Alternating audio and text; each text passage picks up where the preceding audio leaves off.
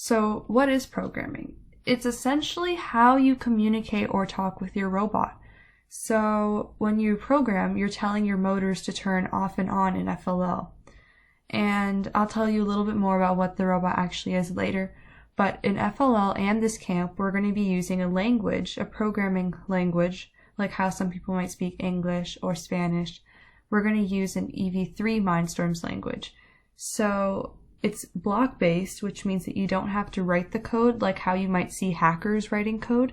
It's a lot easier because all you have to do is connect blocks of code together, like the picture shows, and that tells the thing that you're programming what to do. And as you learn more types of programming, you might eventually start learning harder types of code that are script-based, meaning that you write the code out yourself by typing words. And the most basic example of the script-based code is Python. So once you master Mindstorms in FLL or in future classes that you might take, you might learn Python, which is the most basic script-based code. But for this camp, we're going to focus on EV3 Mindstorms, which is like this picture right here.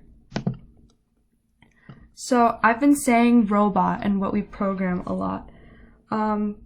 But it's true, in FLL we do program robots. In this season, and you'll learn a lot more on the building days of camp, you'll build robot out of Legos that complete tasks that you program them to do. The robot looks exactly like this, and I'm pulling up all the different parts of the robot.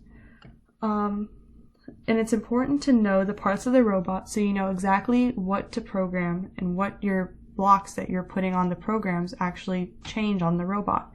So this top part of the robot are the ports for motors to plug into, and these help the robot drive. So the motors are connected to wheels, and those wheels steer the robot. So when you're dealing with programs that deal with the motors, that helps driving the robot. This main part of the robot right here is the brain or the brick of the robot. And programs are normally stored here, and the users make the robot run the program that they've programmed by touching the buttons in the middle of the brain right here. And you can also make the brain change colors, change like facial expressions, like the brain has eyes here, and you can do a lot of cool things with that. And at the bottom, there's ports for sensors to plug into. So sensors detect things around the robot. So you can see that there's colors here, and then there's this cool looking one. We'll dive more into what the sensors actually do tomorrow, but they basically detect the things that are going on around the robot. And if you're really interested in this part, you can actually purchase kits, the full complete robot kits, online at the FLL website. So the first basic part of programming is steering the robot. So in individual motor control, you're running individual motors, so only one motor at a time. And you would normally do this if you're doing what's called a pivot turn, meaning you only move one motor and that makes the robot turn. So one motor is completely stationary, it's stopped, and the other one is moving. So it'll cause the whole robot to turn.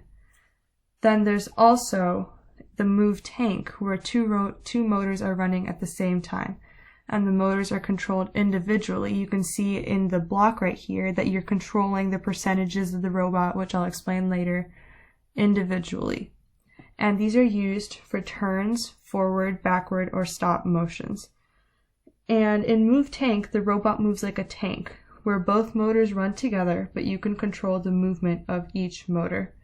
In Move Steering, which is different than Move Tank, you are programming the robot as if you're sitting on top of it and holding a steering wheel. So you're controlling direction, power, and rotations. The main difference between Move Tank and Move Steering is that in Move Steering, the main thing that you control is the direction that the robot will move in, while in Move Tank, you control the specific distance and power that the robot moves in, but you can't guarantee the direction like you can in Move Steering. So, it's important to remember all of these steering and manipulation functions that I'm telling you, because later in this presentation, we're actually going to be programming. So, brick and music manipulation is when you make facial expressions or change the color or make the brick of the robot make sounds. So it's often used as a signal to the person that is running the robot. And it can show information like which ports and motors are being used, how far the robot has moved, and battery level. But it can also be fun, like showing the mood of the robot when it does something, or playing a sound effect. So this picture right here shows a basic example of like what the brick manipulation or music manipulation would be.